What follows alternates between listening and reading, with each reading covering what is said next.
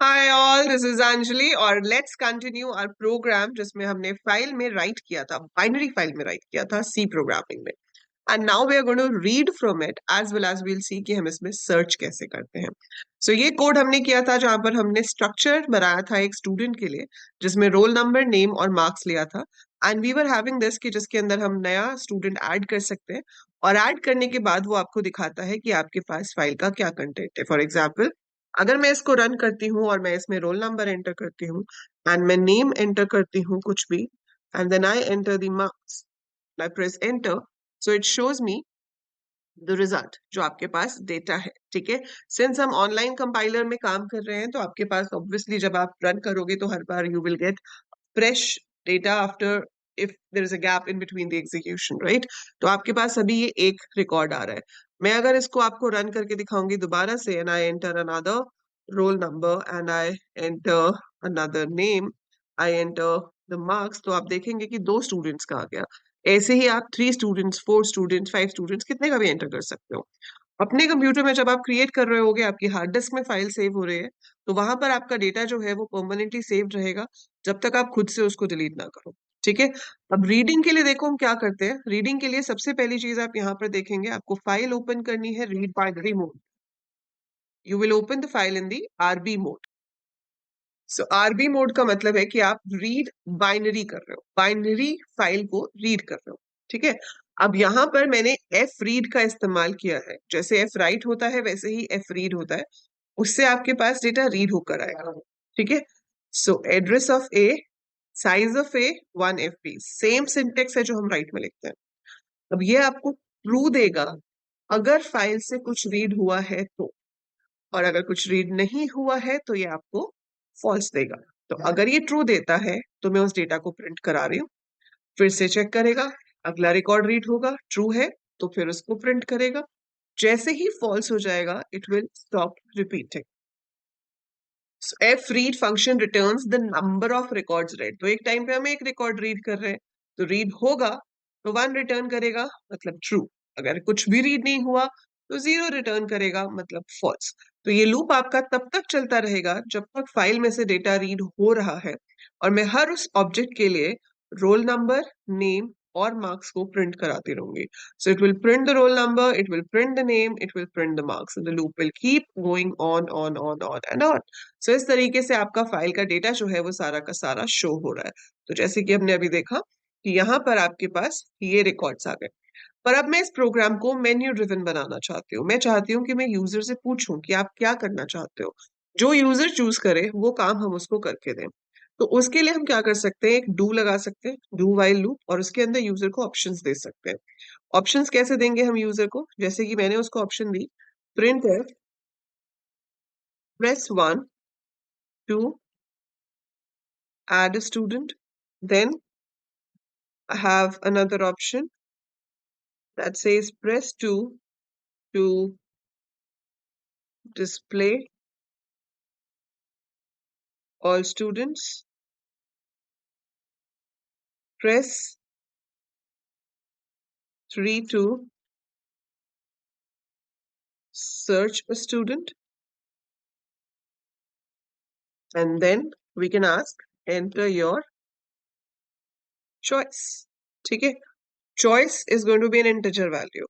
तो आप यहाँ पर यूजर से चॉइस नाम का वेरिएबल ले लो, या जो भी नाम देना है वो आपकी टोटल आपकी चॉइस है, बट आपको यूजर से एक वैल्यू पूछनी है कि भाई आप क्या करना चाहते हो।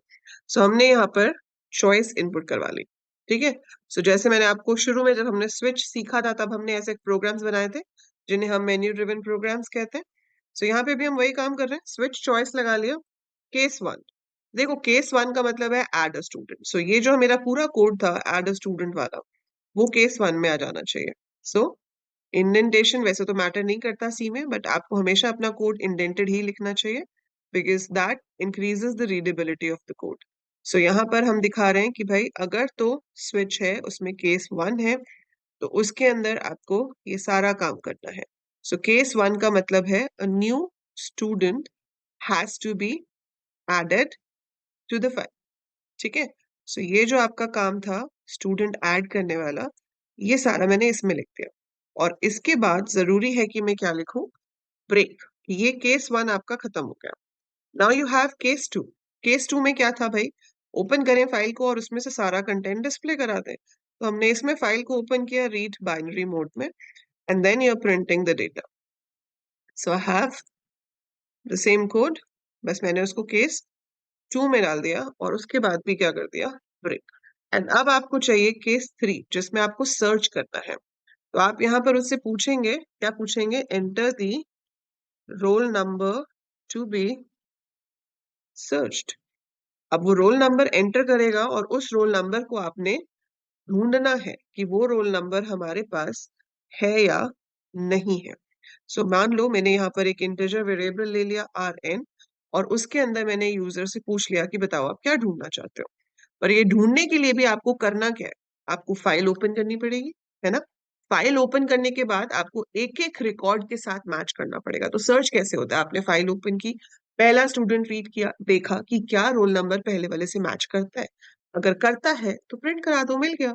नहीं मैच करता तो सेकंड वाले से चेक करो, सेकंड से मैच नहीं करता तो थर्ड वाले से चेक करो। So you have to keep checking, जहां पर आपका रोल नंबर मैच हो जाएगा आप उसको प्रिंट करा दोगे, अदरवाइज आप प्रिंट नहीं कराओगे। सो मैंने यहाँ पर फाइल को ओपन किया रीड बाइनरी मोड में। अच्छा, इसके बाद हमने फाइल को क्लोज नहीं किया था, which is important. So file should always be closed जब आपका ऑपरेशन उसके ऊपर हो जाए। सो यहाँ पर हमने फाइल से फिर से रीड करना शुरू किया, लेकिन अब आप हर बार प्रिंट नहीं कराएंगे, लूप तो चलेगा हर रिकॉर्ड के लिए। और अब आप इसके अंदर चेक कर लोगे कि अगर ए का रोल नंबर का सेम है किससे, rn से, तो जो यूजर ने अभी एंटर किया है उसके सेम है, तो मैं प्रिंट कर सकती हूँ फाउंड। और फाउंड के बाद मैं उसका नेम और जो मार्क्स हैं वो प्रिंट करा दूंगी। So I want to print the name and the marks. Roll number तो हमारे पास है ही, तो वो हमें प्रिंट नहीं कराना। So we just want to print this. और उसके बाद अगर आपको लगता है कि भाई एक रोल नंबर का है तो एक ही बच्चा होगा ना, एक से ज्यादा नहीं हो सकते, तो आप इस लूप को यहाँ से ब्रेक करा सकते हैं। ठीक है, और फिर हम बाहर आ जाएंगे, यहाँ से ब्रेक हो गया। इसके बाद आप चाहो तो एक डिफॉल्ट केस दे सकते हो, for the invalid option selected, invalid option selected. और आपने कोई ऑप्शन अगर दी हुई है क्विट करने की, क्योंकि हमने डू वाइल लगाया है, so we have to tell कि हमें रोकना कब है। सो रोकना कब है, while choice is not equal to 4। तो अगर 4 है उसका मतलब है हमें एग्जिट करना है। तो while choice is not equal to 4, तो आपको यहाँ पर बताना भी पड़ेगा कि भाई जो आपकी चॉइस है वो 4 होगी एग्जिट करने के लिए, कि यूजर को भी पता रहे कि उसको एग्जिट करने के लिए क्या प्रेस करना है। तो डू की ब्रैकेट, स्विच की ब्रैकेट हमने शायद बंद नहीं करी है, so you have to be very careful about all the brackets, क्योंकि ब्रैकेट्स बंद ना होने पर एरर आता है। ठीक है, so I have done this code, now let's execute this. So हमने इसको रन किया, एरर नहीं है कोई, गुड। सो अभी मैं यहाँ पर add a student option 1 choose करती हूँ, रोल नंबर एंटर करती हूँ 11, नाम एंटर किया मैंने अरविंद, मार्क्स एंटर किए 90, प्रेस एंटर, स्टूडेंट एडेड। और उसके बाद हमारे पास फिर से ऑप्शंस आ रही हैं। So let me see the options over here ताकि आपको भी दिखाई दें। Okay, so you can see the option now.